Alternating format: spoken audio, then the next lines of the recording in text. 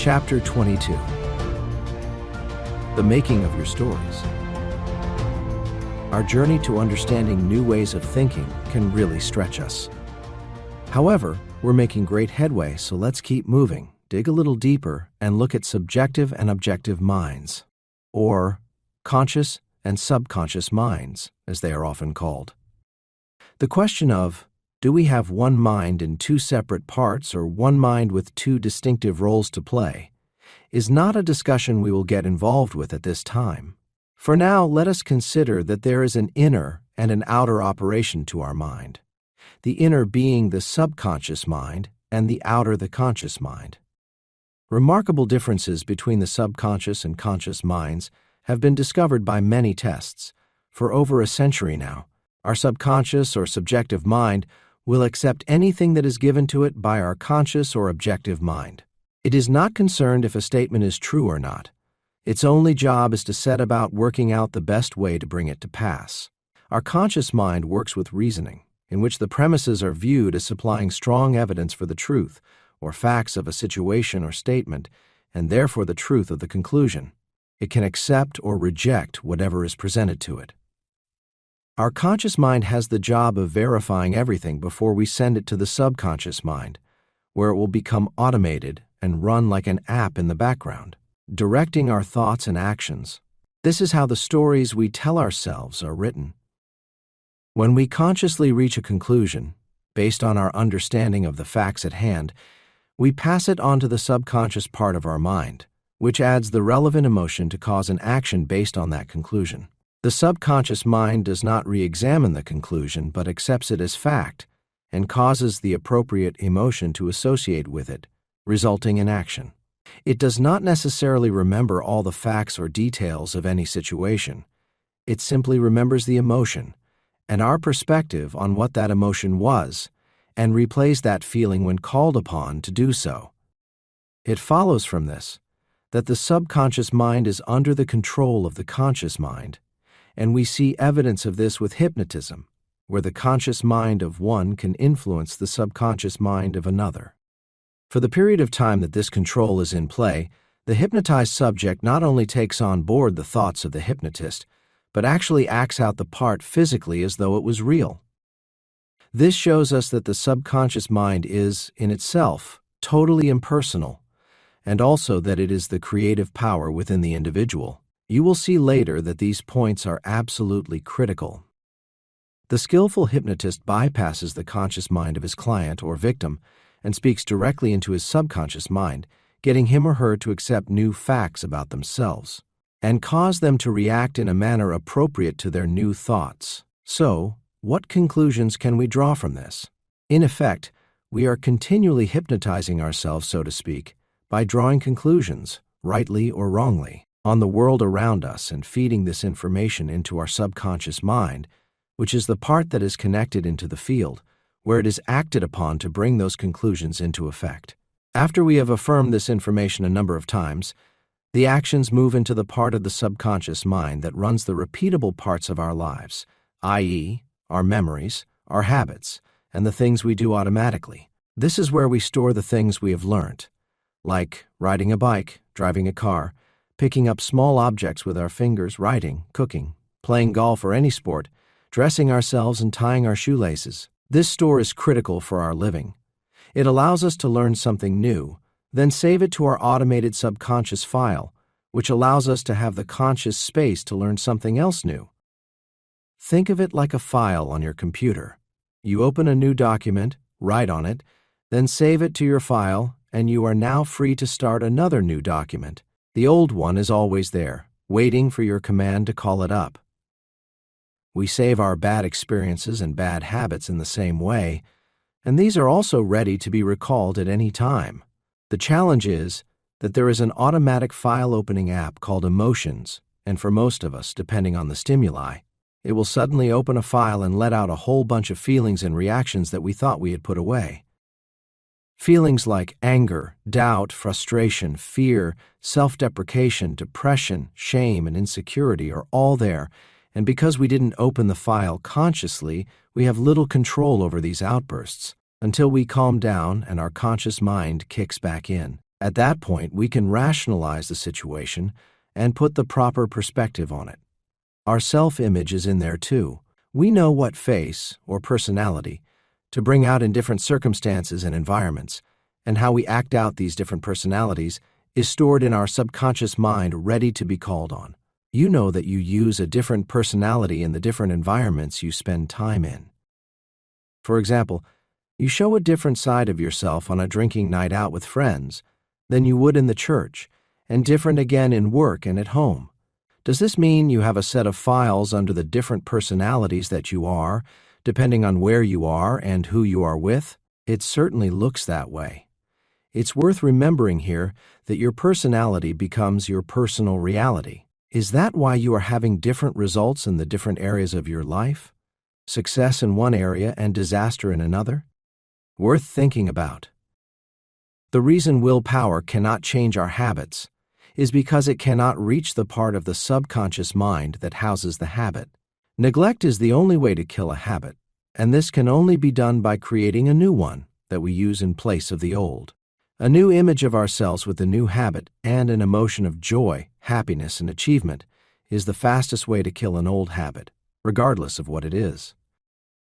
If we believe that our lives are subject to outside influences beyond our control, then this belief being a thought we have faith in as a result of our conscious thinking, is passed on to our subconscious mind, where it is accepted without question, and where it begins to fashion our reactions and expectations according to that belief. It then works at finding the best way to bring the circumstances and external results into our lives to verify and satisfy our belief. Based on the above, it would be acceptable to say that what we call hypnotic state is the normal state of the subconscious mind, since it always conceives of itself in accordance with some suggestion conveyed to it by a conscious mind which governs it. This leads to the external results we experience as our lives. It can also be said that this is a state of compliance. The abnormal nature of conditions induced by hypnotism is in the removal of the normal control held by the individual's own conscious mind over his subconscious mind, and the substitution of some other control for it. Therefore, we might say that the normal characteristic of the subconscious mind is its action in accordance with some sort of suggestion. It becomes of critical importance that we control the nature of the suggestions that are fed into our subconscious mind. While this can be a negative, we can use it to our advantage, because this is also how a placebo works. If we take a sugar pill and believe it is a medical formula good enough to cure us, then our subconscious mind can manufacture and release the chemicals required to heal us. There are thousands of documented case studies on this topic.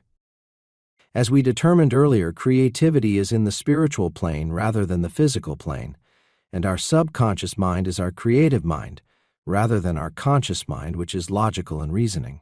Since the spiritual plane is in the here and now, and is not bound by time or space, then it is a small step to recognize that our creative mind is intrinsically connected to and part of the universal creative mind, where everything on the physical plane has its beginnings.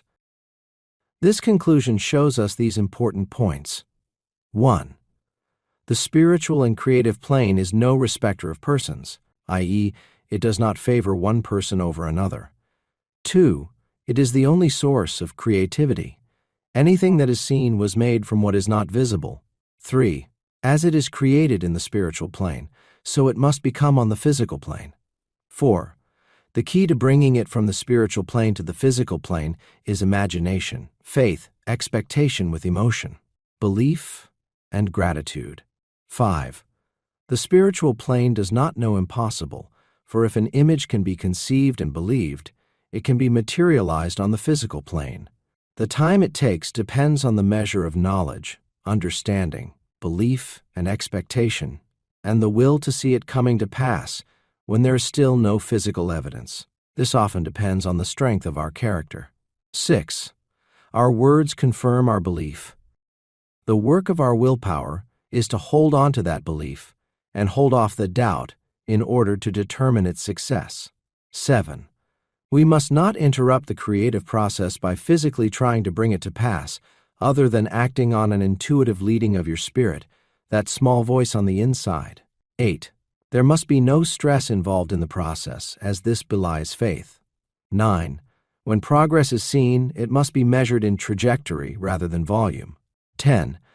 Confirming our belief in a successful outcome by daily verbal expressions of gratitude, expectation, and peace. So, it is now clear to see that there is no need to operate in the competitive world, as everything we want and need is available to us through the creative process. The power in the creative realm is unlimited. However, it must work through us, and we limit its power depending on the size of our character and our understanding of the process. Think of it like this. If you have an abundance of electrical power at your fuse board, but you only choose to put a 20-watt light bulb into the ceiling light fitting, you would live in very low light, even though any amount of lighting power was available to you. Your work is to develop your understanding of these principles so that you can have a 1,000-watt bulb to light your life. In fact, there is enough power available to you to light the homes of all your family, friends, and beyond. I think you'll agree that any time spent learning and growing your understanding of these principles is time well spent. So why doesn't everybody do this? A need for certainty and a fear of uncertainty or the unknown. Some people can be afraid of what they'll find if they dig deep down into themselves. They're afraid that it will only confirm their inadequacies, their inabilities to gain control over their lives, and the possibility of failure. For the ones who take on the challenge to search out their true self, to study, grow, and change, they may have to deal with the initial cries of caution from their family and friends, especially the ones who like things to stay the same.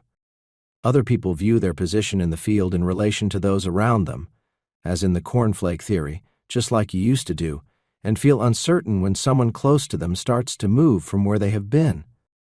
You cannot do anything about that, other than encourage them to grow and move their life too. It is very much a journey of discovery, and there is a time of necessary failure along the way as you learn. You cannot know everything at the start, and no one can walk that road for you. There are people who will walk with you, and people who are further down the road than where you are, who can encourage you.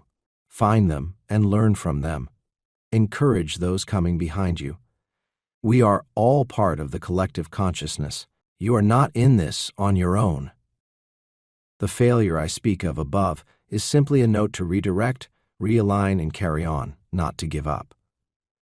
If you pay attention to your journey, you will discover that what you might now perceive as a failure will in time be a valuable piece of the overall puzzle you are figuring out.